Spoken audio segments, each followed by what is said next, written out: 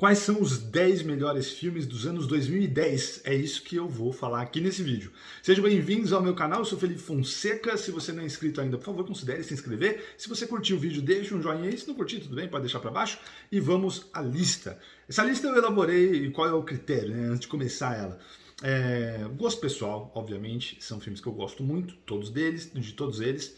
Tem uma longa lista que ficou de fora e eu vou deixar na descrição aqui desse vídeo os filmes, né, e as etapas em que eu fui cortando eles. Claro que isso vai de tempo, vai de época, vai de estado de espírito, mas, em linhas gerais, esses foram os meus critérios para formular essa lista. E eu espero que vocês deixem a lista de vocês também aqui nos comentários. Então vamos lá. Em 10º lugar, Interstellar, de 2014.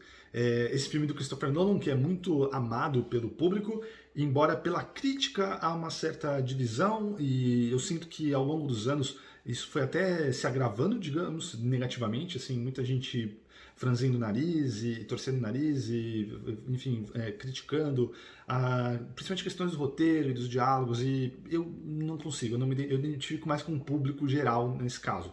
Eu gosto muito, acho muito, muito bom, e é um filme muito marcante para mim, uma experiência cinematográfica maravilhosa, gosto muito e provavelmente é meu...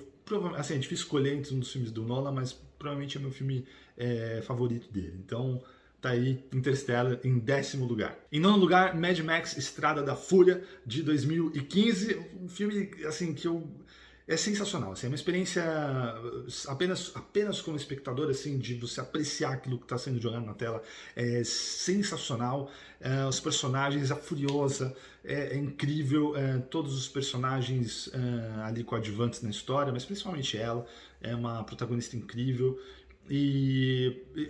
Como amante de cinema, assim, e como alguém que faz cinema e que almeja um dia fazer longas, é inacreditável o que eles fizeram, assim, é sensacional. E ver tudo de bastidores, assim, é muito incrível, né?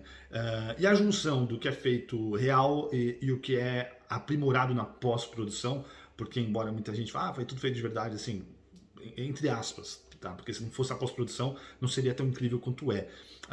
Mas a dedicação e a coisa louca, eu assisti um vídeo de 2 horas com o fotógrafo do filme, o grande John Seal, falando sobre o processo todo e câmeras que só serviram para um take e assim, foram destruídas na gravação, enfim, é muito impressionante e por isso ele fica em 9º lugar. Em 8º lugar, Questão de Tempo, About Time, é um filme de 2013, dirigido pelo Richard Curtis, roteiro dele também. Eu sou muito fã do Richard Curtis, ele tanto como diretor, ele dirigiu menos do que escreveu, principalmente ele como roteirista, né? Então ele é o roteirista de Bridget Jones, Notting Hill, 4 Casamentos e um Funeral, assim, algumas das minhas comédias românticas favoritas e inglesas, e eu adoro esse tom. E o About Time é um filme muito especial para mim e é muito emocionante. Eu acho que dessa lista toda aqui talvez seja o menos visto, talvez não, tem um outro aqui que talvez seja menos visto ainda, mas eu recomendo muito se você nunca assistiu. É muito, muito bom, muito bonito, muito lindo, eu me emociono demais. E como ele usa um artifício, e eu adoro isso em vários filmes, assim, eu não sei nem se isso tem um nome, mas algo que é extremamente fantástico, no caso aqui, Viagem no Tempo, tá? Mas que é uma coisa assim casual, só serve para desenvolver aquela história, no caso, uma história sobre um personagem e a relação dele com as outras pessoas ao redor dele, assim, sobre família, basicamente, e sobre a brevidade humana. E tem um temperinho ali de viagem no tempo. Então eu gosto muito desse filme e recomendo se você nunca assistiu. Em 7º lugar, Missão Impossível Fallout, efeito Fallout aqui no Brasil, né? É sensacional, ele é o melhor da série pra mim, é impressionante, assim, o 6º filme de uma franquia ser o melhor da franquia, e ele é o melhor filme da franquia, é incrível. É sensacional, assim, eu amo a franquia Missão Impossível. Eu acho que apenas o segundo tá um pouco abaixo, mas mesmo assim ele é diferente o bastante, sabe? Ele tem uma marca, você assiste o 2 e aquilo, e certas sequências ficam na cabeça. Então, até o mais fraco deles não é um filme qualquer. Mal posso esperar para os 2 últimos aí, mas o efeito Fallout é sensacional. Eu assisti 4 vezes, 4 vezes ou 3? Agora não me lembro, foram 3 ou 4 vezes no cinema e muito empolgante, um dos melhores filmes de ação geral, assim, que eu já assisti, e é impressionante, assim, acho que é por enquanto, né, a gente ainda não tem os outros 2, mas eu nem considero que os 2 últimos possam ser até melhores do que o Fallout, se for sensacional, mas assim, eu acho que eles nem precisam ser. né? Porque assim como os outros Missão Impossíveis, que são fantásticos, e assim, o Fallout pra mim é o apogeu de tudo isso, assim, e do Tom Cruise como ator de ação, um dos top 3 atores de ação da história do cinema, e é sensacional, eu amo esse filme. Em sexto lugar, Vingadores Ultimato.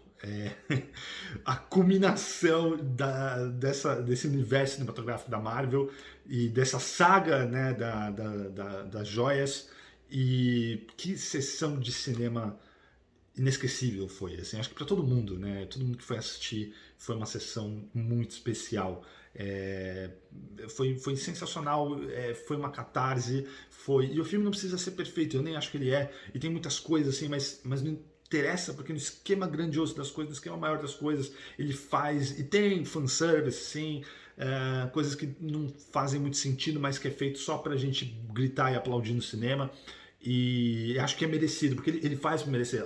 Quando chegou ali, sei lá, com uns 20 filmes, fez por merecer.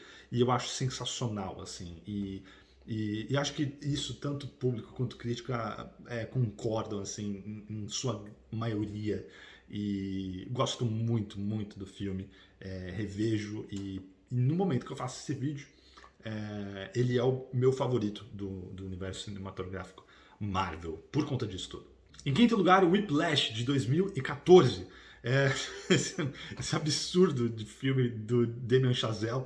Damien Chazelle dirigiu muito jovem esse filme, eu acho que 20 e poucos anos, baseado num curta dele que já tinha feito bastante sucesso lá em Sundance, também com J.K. Simmons, e ele dirigiu esse longa, sensacional, assim, e ele tão jovem, eu tô falando isso porque assim, também como alguém que faz audiovisual, que faz cinema, é muito inspirador, assim, e ao mesmo tempo amedrontador, assim. Puta merda, um moleque de 20 e poucos anos dirigiu isso tão perfeito, a edição, a montagem, a trilha sonora, é sensacional, as atuações, é um filme magistral, assim, que dirigido por alguém com não tanta experiência, é muito impressionante, eu acho muito impressionante, e o filme é incrível e fica uma reflexão na cabeça sobre aquilo que a gente assistiu, essa busca pela perfeição e tudo acima, né? Principalmente quando a gente fala de arte e tal. Então, é um filme muito bom. Eu amo esse filme. Em quarto lugar, The Girl with the Dragon Tattoo. Aqui no Brasil é Millennium, Os Homens que Não Amavam as Mulheres, que é a tradução do título dos livros e tal. Eu não gosto muito. Millennium é a revista, né? Mas Os Homens que Não Amavam as Mulheres. Enfim, não sei. Não sei se eu curto muito esse título, por isso que eu falo o título original, geralmente. E pra mim é o filme mais subestimado do David Fincher. Esse filme é muito bom. É muito, muito bom. E o David Fincher tem alguns bons filmes, vamos combinar, na filmografia dele. Mas esse talvez seja o meu favorito. E eu não tenho dúvida nenhuma de que esse filme é tão bom quanto os melhores. Ele é tão bom quanto Seven, ele é tão bom quanto Zodíaco. Eu acho que ele é melhor do que Zodíaco. Ele é muito, muito bom. E eu acho que ele é muito subestimado. E é meio triste, é muito triste saber que a trilogia não pôde ser feita. Foi um grande investimento na época, e eles tinham... Tanto que a abertura do filme, né, aquela abertura em CGI, com a trilha, né, sensacional, ela faz referência aos outros 2 livros também. Então é assim, a abertura de uma trilogia. E que não pode se completar, porque não fez sucesso nos cinemas, não deu dinheiro. Porque foi um filme muito caro. Os extras da edição que eu tenho em Blu-ray, se você tem aí e nunca assistiu, por favor, vá assistir. Porque são sensacionais, é daqueles completos mesmo, acho que umas 3 horas de duração total, mostrando tudo. E assim, como vários filmes do David Fincher, é um daqueles filmes que você não faz ideia da quantidade de efeitos especiais que tem nesse filme. Até a neve é de mentira, gente. E não parece. Então, pro pessoal que torce o nariz pros efeitos especiais, assista os extras desse filme, para você ver como eles são importantes. Num filme que se você assiste sem saber, você não fala nem que tem efeito especial. E é muito, muito bom. Uma das minhas atuações favoritas na história do cinema, que é a atuação da Rooney Mara, como a Lisbeth Salander. É incrível esse filme. A atmosfera, a fotografia, um filme sério, um filme pesado, mas feito para adultos no melhor sentido, assim, né? Não de crianças, adolescentes. Não é isso, mas assim, é um filme que não vai apelar para coisas simples e para uma coisa mais superficial e de uma satisfação, de alegrar a gente. Não, é pesado esse filme. Mas ele é muito bem feito e muito bem dirigido. O meu grande lamento é que a gente não tem a trilogia completa do David Fincher. Em terceiro lugar, A Chegada, Arrival, de 2016, do Denis Villeneuve, um dos meus diretores favoritos. E a gente fala, né, da atualidade e tal. Não, de sempre, assim, os filmes dele, eu amo os filmes dele, já é um dos meus diretores favoritos, mesmo sendo uma filmografia mais recente. E A Chegada é um filme que, talvez a primeira vez que eu assisti, ele não tenha me impactado tanto, mas depois lendo mais sobre ele, entendendo melhor e principalmente revendo, já sabendo da história, como, né, de todo. Eu não vou, assim, já faz um tempo o filme, mas não vou dar spoiler mesmo assim, porque vai que você nunca assistiu. Você vendo como eles desenvolveram aquilo e o diálogo que esse filme tem com o cinema, com o fazer cinematográfico, é sensacional, assim, é lindo demais. Me emociona nos dois níveis. A história em si me emociona, daqueles personagens, da personagem da Amy Adams, sensacional, assim, fabulosa. Ela não foi sequer indicada ao Oscar, meu Deus do céu. Mas assim, é lindo aquilo, mas como o cinema e como a montagem trabalha, como o roteiro trabalha, e você só vai poder apreciar isso, na verdade, na segunda vez, que aí você já sabe, e você vai lá e entra, e aí repara tudo desde a primeira cena, e tudo se encaixa, e você, meu Deus, que perfeição, que coisa linda esse filme. Eu amo A Chegada, assim, primoroso. Em segundo lugar, Your Name, de 2016. Esse eu acho que talvez seja menos visto até do que o Questão de Tempo, não sei. Diga aí nos comentários se vocês já assistiram. Essa animação japonesa maravilhosa, maravilhosa, assim. Eu amo o cinema japonês, eu amo as animações japonesas e lá no Japão é muito curioso. É comum todo ano, desde sempre, desde que os longas de animação existem, lá no Japão, na bilheteria local, eles estarem entre os mais vistos, entre a maior bilheteria do ano, e muitas vezes são a maior bilheteria do ano, né? E aí não é só Estúdio Ghibli, porque Your Name não é do Estúdio Ghibli, né? Por exemplo, porque mais pessoas conhecem fora do Japão.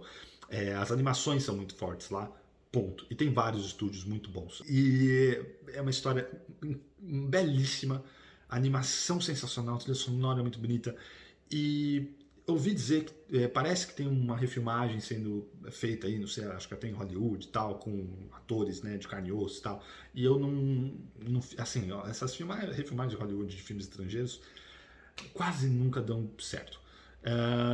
Mas aqui faz menos sentido ainda, porque Your Name é um ótimo exemplo de uma animação que faz uso total da sua forma. Ela não é uma animação à toa. Os cineastas decidiram contar a história em formato de animação porque a história se presta muito a isso, cabe muito bem. Os recursos que a animação te dá, te proporciona, favorecem essa história que está sendo contada, que, parecido aqui com o outro que eu citei, tem a ver, tem um elemento de viagem no tempo, mas também tem um elemento de troca de corpos. Assim, você falando assim, se você nunca assistiu, você vai falar, que maluquice é essa, né, Felipe? Que coisa doida, mas funciona e não é nada complexo. E eu conheço muitas pessoas que não são necessariamente fãs de anime ou de cinema japonês e assistiram esse filme e amaram esse filme. Então eu recomendo muito que você assista. No momento que eu faço esse vídeo, aqui em 2022, está disponível na HBO Max. Então se você tem, vai lá, porque em mídia física acho que nem existe aqui no Brasil. Mas felizmente está lá na HBO Max. Já esteve na Netflix, não sei se está, mas eu estou falando que a HBO Max eu sei que está lá. Talvez esteja na Netflix também. E vá lá, assista esse filme e vá com o coração aberto, assim, e é muito, muito bom e muito bonito. É o segundo lugar na minha lista. Em primeiro lugar, o mais antigo, lá de 2010 mesmo, do primeiro ano possível aqui dessa década da lista que eu fiz, Scott Pilgrim contra o Mundo, do Edgar Wright. E até, assim, eu fico feliz de ver o quanto esse filme foi crescendo, né, se valorizando, porque ele não foi um grande sucesso. De crítica ele até foi, apesar de não achar que foi tão grande quanto ele deveria ter sido, mas não foi um grande sucesso de público. Mas é legal ver quando um filme vai ganhando e crescendo o conceito dele ao longo dos anos, e mais gente vai descobrindo o filme, mais pessoas vão amando o filme, e a crítica também vai descobrindo o filme e amando o filme, e vendo a influência desse filme. Então, recentemente, esse ano eu assisti Tudo em Todo Lugar ao Mesmo Tempo, que é um filme sensacional, sem dúvida nenhuma, assim. mas é impressionante ver como um filme como esse, e culmina nisso. Lá em 2010, 12 anos atrás, Scott Pilgrim estava à frente de seu tempo, assim. Como antes dele, Speed Racer também estava à frente de seu tempo. E é impressionante o que o Edgar Wright e a equipe dele fizeram nesse filme. Até hoje, assim, eu fico abismado. Da precisão, do timing das coisas, como tudo foi organizado. E você assiste os extras, outro filme que tem uns extras muito legais e completos. Um orçamento não muito alto, né? Um filme foi feito muito na base da criatividade mesmo, mas na tela o valor de produção é muito superior ao orçamento de fato do filme. Dá a impressão de que é um filme muito mais caro do que ele realmente foi. E impressionante como eles conseguem isso, assim, você assistir um filme e vendo como é possível um cineasta criar algo tão preciso, tão bem planejado na pré-produção, não deixando coisas por acaso, e a metralhadora de coisas que, assim, esse filme, toda vez que você revê, você descobre uma coisa nova, numa deixa de uma música, num efeito sonoro, numa gag, de um detalhe numa cena, num plano, e que você nunca tinha reparado antes. Tamanha quantidade de informação presente ali, mas a gente nunca fica confuso por conta disso. Porque é muito bem planejado, muito bem montado, muito bem dirigido, muito bem decupado. É um filme incrível, ele é muito divertido. Tem uma trilha sonora que eu amo, que eu ouço direto até hoje. E é o meu filme favorito dos anos 2010. E acho que mesmo assim, pegando essa lista, ele tem várias das coisas que estão presentes nos outros filmes da lista e que pra mim então acaba representando muito bem essa década de 2010. Scott Pilgrim começou lá a década, mas ele meio que antecipadamente lançou coisas que todos os filmes da minha lista que tem algum aspecto que existe dentro do Scott Pilgrim. Então acho que ele é não só o meu filme favorito da década, como ele é um ótimo representante do que essa década fez de melhor. E é isso, vocês curtiram a lista? Deixem aqui nos comentários a lista de vocês. Vejam aí na descrição do vídeo os outros filmes que ficaram pelo caminho, porque não está aqui no vídeo, mas eu vou deixar aqui pelo menos eles escritos aqui, porque são outros filmes muito bons, alguns quase entraram, principalmente ali na 18ª, nona posição, mas acabou ficando assim a lista. Vejam aí, se você curtiu o vídeo, deixe um joinha. Se você chegou até aqui e não é inscrito no canal ainda, pô, por favor, considere se inscrever aí se você curtiu esse vídeo, então inscreva-se para receber outros vídeos como esse. E vocês querem que eu faça mais décadas? Eu quero fazer, vou fazer. Então digam aí e qual década que vocês estão mais interessados para eu listar os 10 favoritos. Muito obrigado sempre pela audiência de vocês e a gente se vê no próximo vídeo. Um grande abraço e até mais.